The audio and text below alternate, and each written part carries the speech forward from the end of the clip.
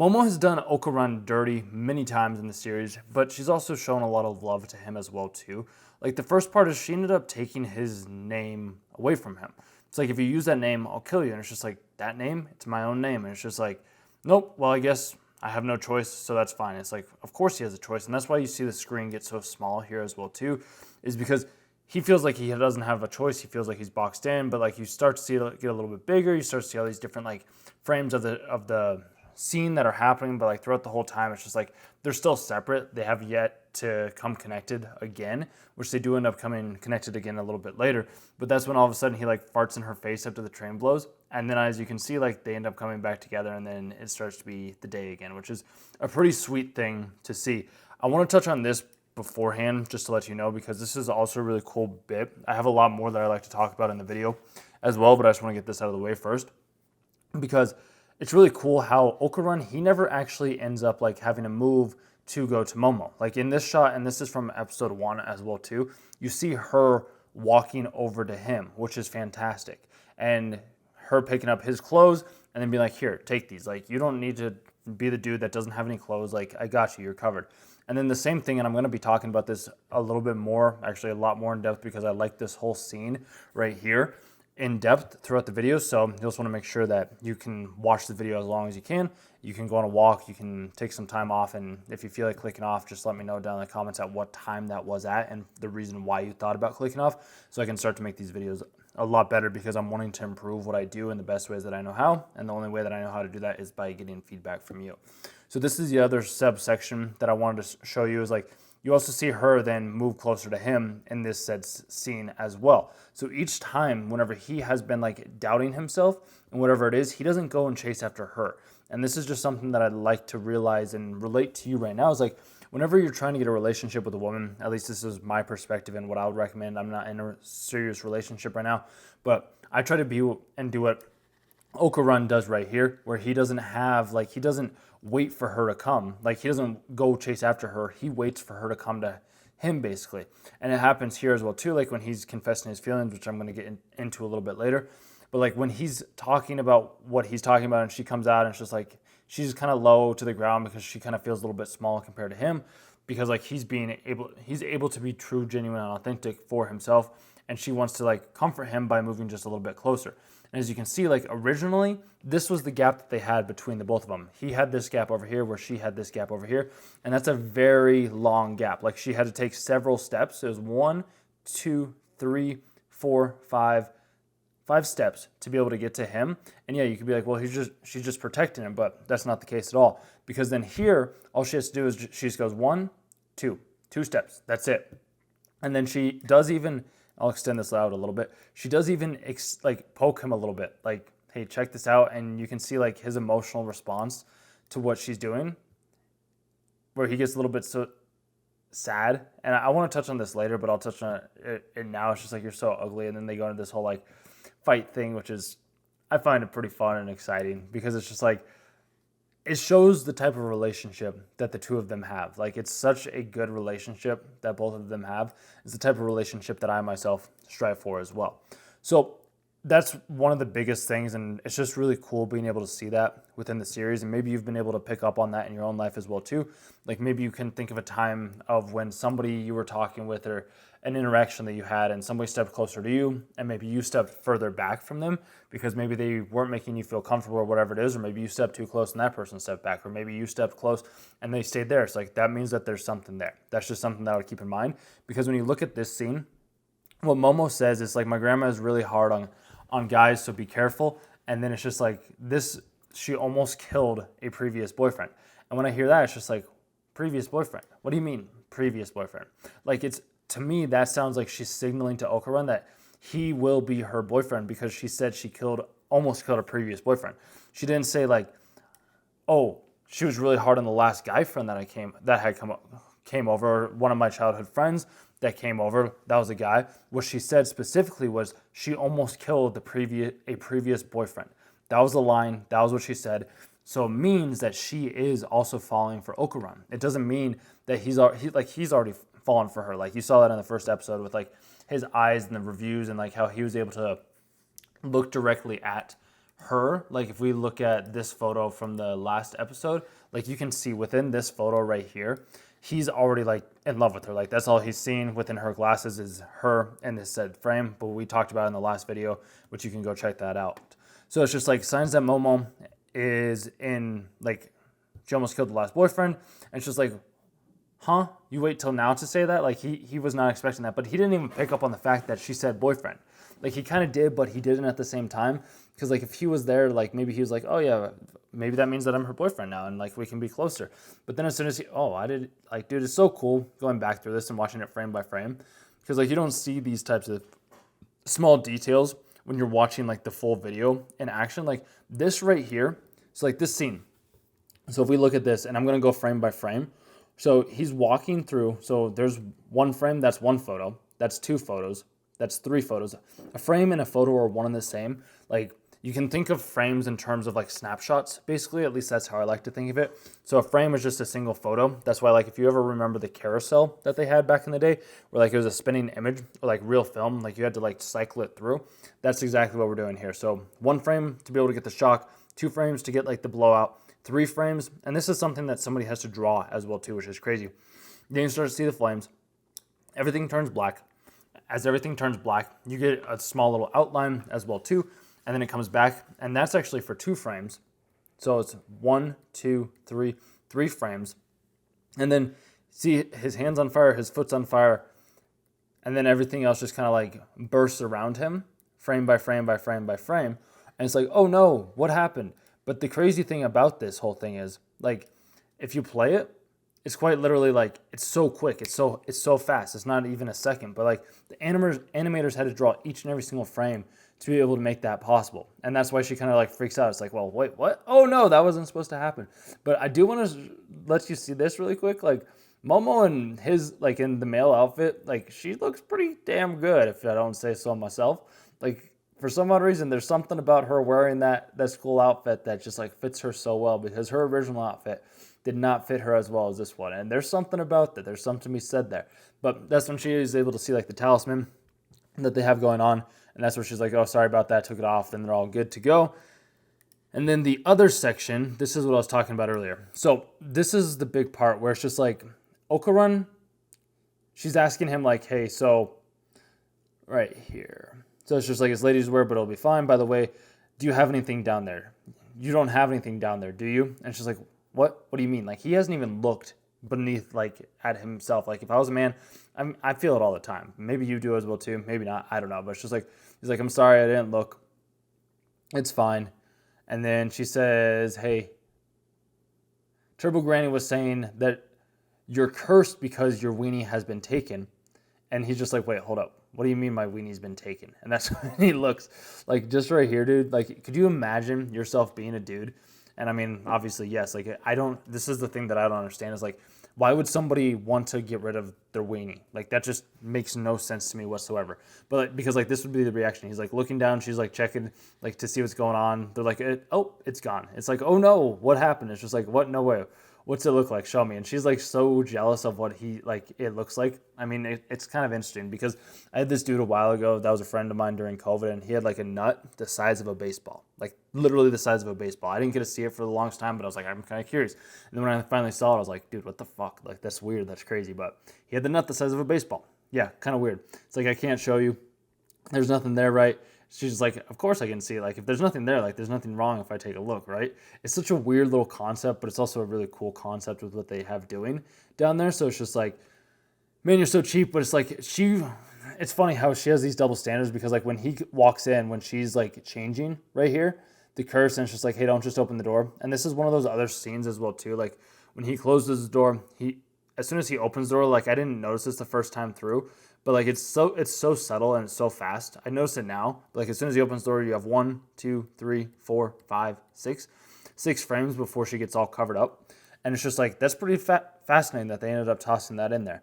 So it's just like, he didn't look, he didn't care. But then when she's trying to look at him, it's just like, oh, you're so cheap, whatever it may be. And it's just like, well, that doesn't make any sense. Like, why can you look, but I can't look? It just didn't make any sense. And it's just like, what are we going to do about this? what are we going to do about this? And this is probably going to get copyright stuff, which is annoying, even though it's like fair use because I'm talking about it from my own perspective, but I also have to read these lines in a sense to give you a little bit of background, but so be it. It's not there. And then don't make it sound like I'm the villain, because the other copyrighted stuff that I have as well too, I'm pretty sure that it just doesn't help me get monetized. So if you ever want to support the channel, I do have links down below for like a t-shirt or a hoodie or a poster that you can purchase. It does help and helps you at least rep like this anime itself as well too. I know nobody asked for it, but I figured I might as well make it as well. So you're the only one who challenged me. And she's like, huh? And there's a cool part that I'm going to talk about here just in a second with what she does.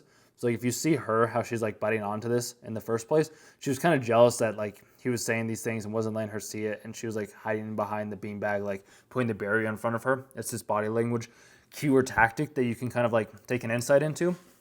So it's like whenever you see somebody out in the world like holding something in front of them, it's because they're trying to block a feeling and they don't want that feeling to come through, or they have a feeling that they're wanting to express, but they don't know how to express that feeling. So like she was very adamant about wanting to be able to see his like non-junk area, and that's why she's like blocking it, because she knows that he's not going to show it to her anymore or show it to her at all in the first place. So it's like I wasn't interested in the cult. We'll go back actually. So it's like you're the one who challenged me, because they're like, how did we get here in the first place? And it's like, huh? I wasn't interested in your occult stories to begin with. I only picked a fight because you kept talking to me. And that's what she's saying. I have to take out the audio just for my own sake. And then that's where, this is the scene that gets me very like, I'd say kind of, it's neat because it's like, I didn't want to miss my chance. And she's like, well, what do you mean you didn't want to miss your chance? Like she has no idea what he's talking about, like at all. But like you can kind of see like her mood does shift just slightly. It's subtle, but like if you watch it in by frames like we're doing right now, you see her mood just shift just so slightly. And it's just like I always wanted a friend, because as we talked about in the last episode, he was talking about how like he would always wait for the aliens and signal the aliens because he wanted to have the friends, and he had the courage to be able to go do that said thing. So like when he thought that he didn't want to miss out on the chance, because he thought that if he didn't go and talk to her in the first place, he wouldn't have that friend, because she was the first person that showed an interest in the occult, even though she was just kind of like scrolling through the magazine just to show like what it was that she was doing or he was doing basically. So if we go, I wanted to show it, maybe I can. So like she ends up coming through and like grabbing the occult magazine from him, and like taking a nice little look at it as well too, which is, to me, like that just signals that like, sure, she just like panned through it very fast, but like to him, she was the first person that had ever come into his life that showed something of similar interest, or showed an interest into what he was interested in. So we'll go back to episode 2. I just wanted to touch on that. Like that's not something that you typically wouldn't end up seeing very often. So it's like he didn't want to end up missing his chance.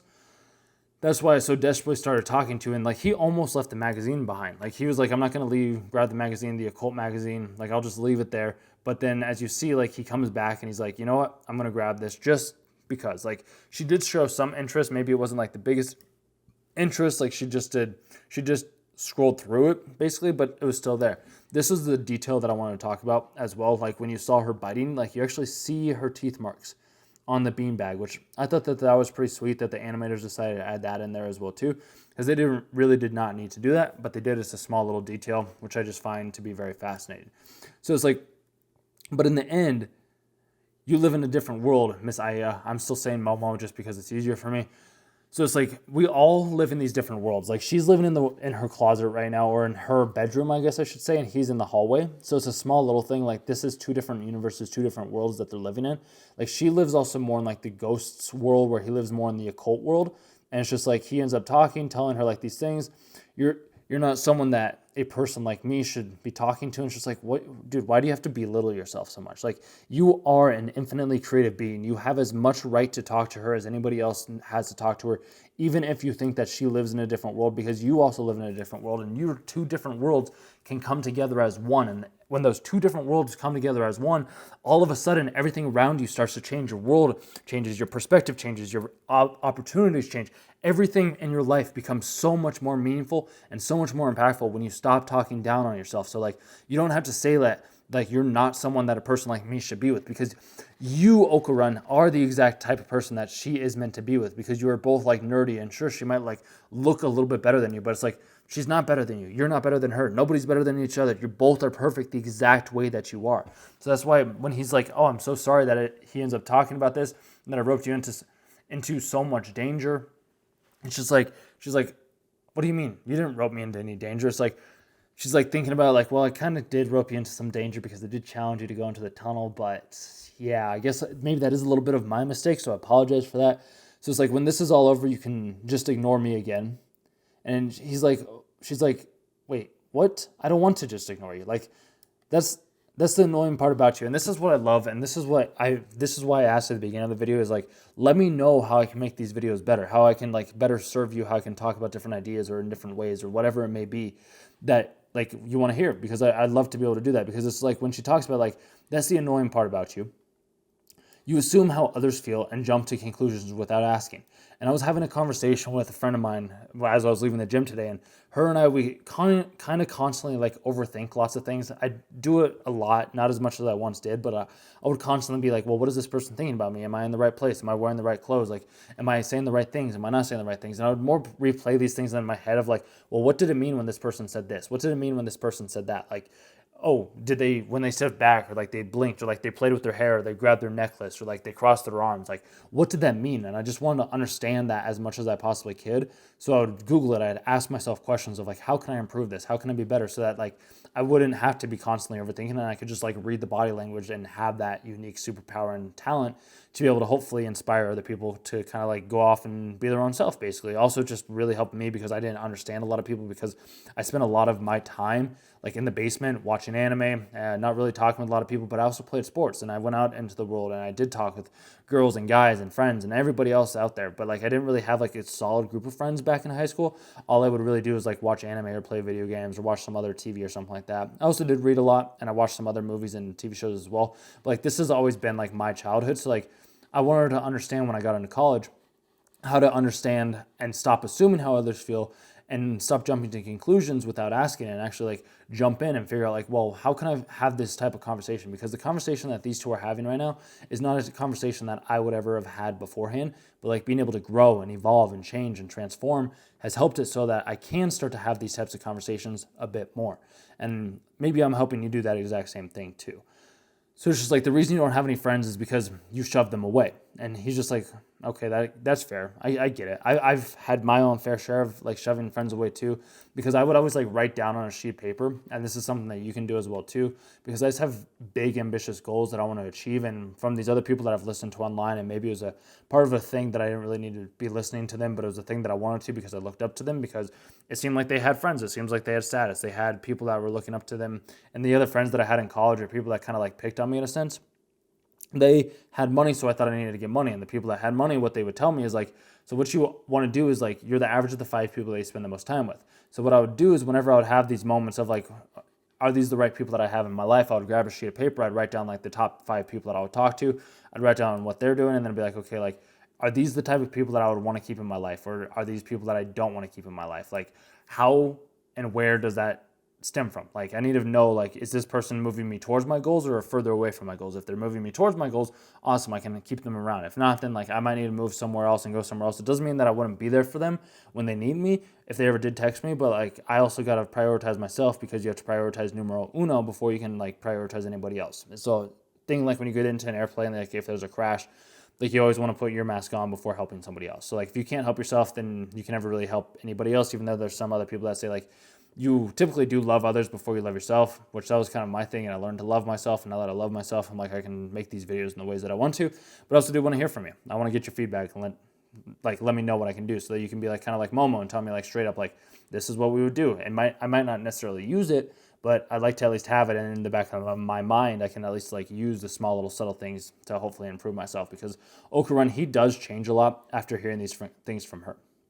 So it's just like, don't say that I can ignore you. Like, that's not what she wants, especially after what we talked about at the beginning, where it's just like the last guy that came here, my grandma ended up beating, like almost killing my boyfriend. She didn't say the last guy, she said the last boyfriend. Like, she did say the last guy that came over, but it was like the last boyfriend she ended up killing, basically. So it's just like, we can just talk about the occult like normal, which that to me, dude, is just so sweet and kind-hearted for her to say something like that. And that's why he gets so emotional in this said scene. Is just like, wow, I've never had somebody say something like that to me. Everybody else would always make fun of me because I liked the occult. Everybody else would make fun of me because I was the nerdy kid that was just like standing in the background. So like, you get to see like the emotions well up for him being understood and seen for the first time in his life, which I think it's so well done with how they did that, because even like with the music that they have, and I can't play the music just due to copyright stuff, but it was such a heartwarming, heartfelt moment for me watching this scene. And that's why like he finally ends up standing up after like she came out of the like her world into his world, because as I was talking about earlier, like at the beginning of the video, she is in her bedroom. Here he's outside saying like we live in different worlds, but she constantly keeps coming back into his universe. Like when he goes under the ground, there she is. And then right when she steps over to him, she steps back even more close to his universe and into the world that he's in.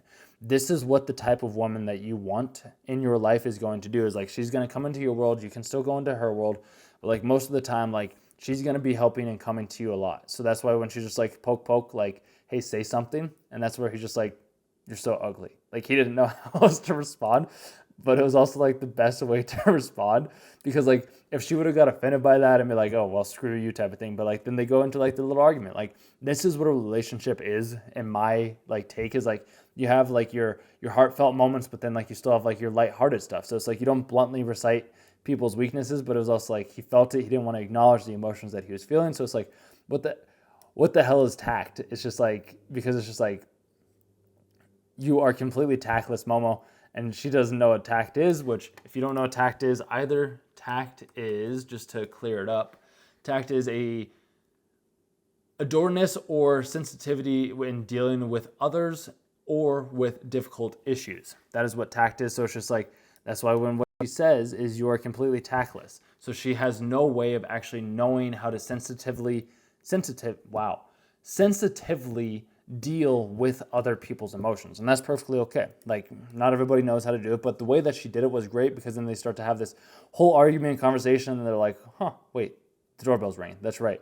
And that's where like they have to be quiet because something's going to be coming. And then this is the other part where Okarun finally steps up in his like game of what he's doing, which is fantastic for anybody that's watching. He's thinking about this. He's like, hold on, like, why is this still here? Because like before, whenever the curse would go away, like his whole like curse would disappear, but then for some odd reason, part of the curse ended up staying. And that's where he's just like, Miss Momo, I'm saying Momo, what is it now? And it's just like, I will fight. Please release the curse. I'm not afraid. That's what he says. So right here, I'm not afraid of aliens, which he never was afraid of aliens. So it's like, can you release the physical curse while keeping my head in check? And he figured that whole idea out. Like, he was the one that came up with this idea when he turned over and he looked out and he's like, we're basically hopeless. Like, I have no way of being able to defeat this creature. She's the one that's able to help me be able to defeat the creature in the first place, but like she's incapacitated for the time being. So it's like she needs to be able to like use her psychic power. So the only way that I can do this is like if she's able to transform and release the psychic curse while keeping my head in check and not letting Turbo Granny overtake her. And that's where they have the whole freak out. And then she's like, I'm not sure if I can do it. Right now, it's just like, please try. That's all we can ever do. Like, this is the thing, dude. Like, all you can ever do is just try. Like, you don't know if you can do it. I didn't know that I would make these videos. I didn't know who would watch these videos. I didn't know what was going to happen. But I've tried, and I try, and I try, and I try, and I try, and I try, and I try. And then something magical happens. Like, we've grown so much over these past couple of months, over these past couple of years. Like, it's incredible seeing the amount of growth and trajectory that we have had in this channel, on this channel, and I'm grateful for every single one that is subscribed to the channel, that watches these videos, that's made it to this part, because I know that this is a little bit longer than some of these other videos on the channel, but there's just so much to talk about in these videos from my own personal experiences, from these small individual lines. You'd be like, how can somebody talk about this for so long? It's just like, because there's so much depth that can be said and seen from just a single specific line in the characters. And that's why when she does finally try, and as soon as they're about to be completely obliterated, all of a sudden this magical thing ends up happening, and he comes out, and the score on this, you guys, is absolutely incredible. Like, just a brief little second, I don't know how it's going to work.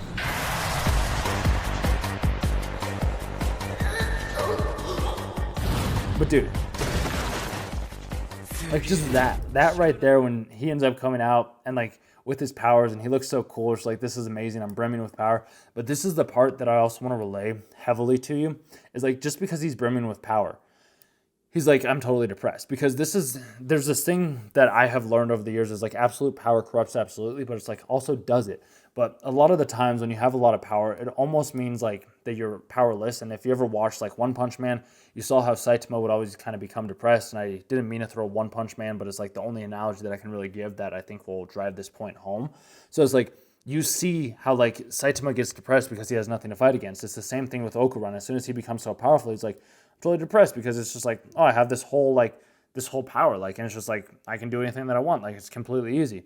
So it's like, is the psyche broken? It's just like, she's like, whoa, is his psyche broken? It's like, no, his psyche isn't broken. His consciousness is clear, yo, but I'm totally having the blues, yo. And then it's like, what's the manner of this speech? She doesn't understand it. He's just an awkward fellow after all. And that's when she's like, I told you not to say that. And she freaks out again over him saying that said line, which to me, that's just so cool. Like how she's still kind of a little like thrown back, like, huh, what's happening? What's going on? I don't know, but we'll figure it out. So I told you not to say that. I showed you just to eradicate him, and it's just like, I'll be back in a bit. I'm sure it won't work. And then it's just like, look ahead and in front of you. And that's where he gets snapped up. But this is where it's just like, my body moved out of reflex. So this is Turbo Granny's power. And like, dude, just seeing that is so cool with how they end up doing this whole scene. And even the square down, like whenever you have big dudes that are running in front of you, like just stare them down in the eyes, even if you're terrified. And that's just like, what's going on? Okuran. And then all of a sudden she's like, crap, she has to pull him out. And this is where she's like, are you okay? I'm sorry, Momo. My body can't keep up with the curse, with the power of the curse. And this is where I say, like, you have to have a strong vessel, which if you ever watch Solo Leveling as well too, like the reason why Jin Woo was able to get as strong as he did is because he trained his body to be able to be strong. It's why I go to the gym every single day. It's why I take walks every single day. It's why I talk with people every single day. It's why I make these videos every single day.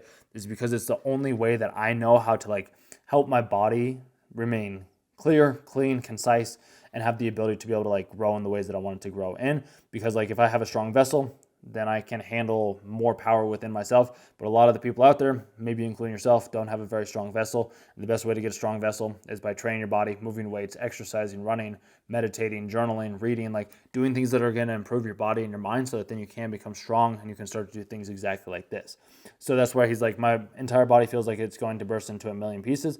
And even when that has happened for me personally, I still keep moving. Like even when I was riding my bike or running or exercising, I'm like, I know that this is going to pay off in the best way that it possibly can. And I'm grateful for this. I'm grateful for the opportunity that my body feels this way, because it means that I'm alive. And I'd rather feel alive through the physical exertion than having to do other types of means to feel alive, because there's been some people that I see scars and I'm like, that's not the best way to do it. Like you do feel alive. You are capable of whatever you are capable of.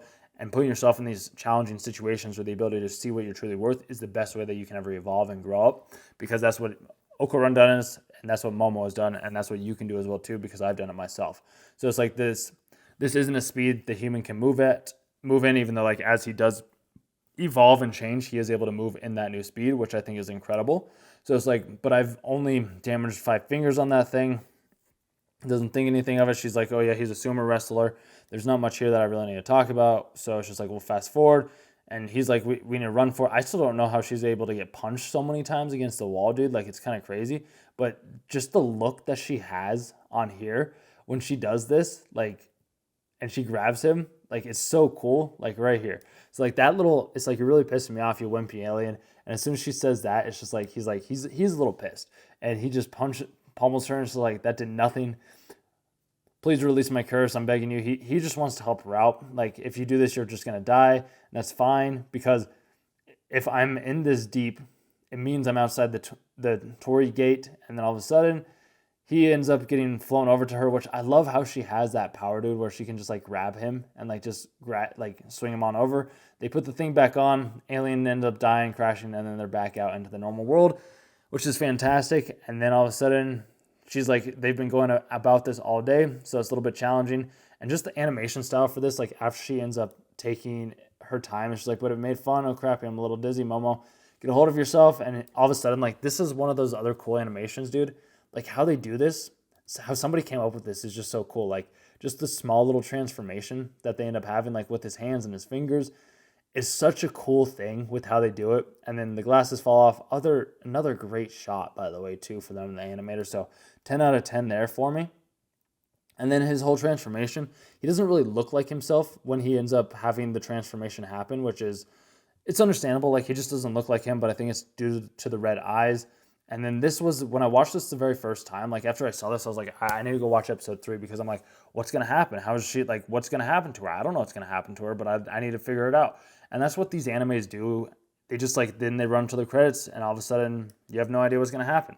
But I hope you enjoyed it. You got to see these little different after section scenes as well too, which I didn't watch this through the first time, but this is a small little snippet for anybody that made it to the end. If you look at the grandma's boobs right here, I know these 2 frames, I'm like, that's pretty good. I don't know why. They're a little different. It's very fun. Okay, so with that being said, I appreciate you guys watching through to the end of the video. If you made it to the end, like, let me know what you thought. If you want to, you can also subscribe to the channel. If you've been watching these videos for a while and you haven't subbed and you made it to the end, would really appreciate that. It helps me increase my ego and my vanity, even though it doesn't mean anything. I'd rather have people come back and watch the videos itself. But I figure I might as well just shout that out to anybody that has made it to the end of the video. And then also do stealth stuff down below, like I talked about a little bit ago. But other than that, I'll catch you in tomorrow's video. I don't know if it's going to be this one or if it's going to be a different. It might be another one from Heavenly Delusion. We'll see. If you have any other animes that you also want me to watch or review, like, just leave those down in the description down below. We'd love to hear that, or just give me your thoughts and your ideas on, like, their relationship. Like, am I on? Am I not on? Like, what is it that you are wanting? Like, do you think I'm right? Do you think that they're in love? Do you think they're already boyfriend, girlfriend? Like, what is it? Where do you stand on this type of topic? Would love to hear your thoughts and be able to respond to those comments. So yeah, I'll wrap it up there. Chat soon.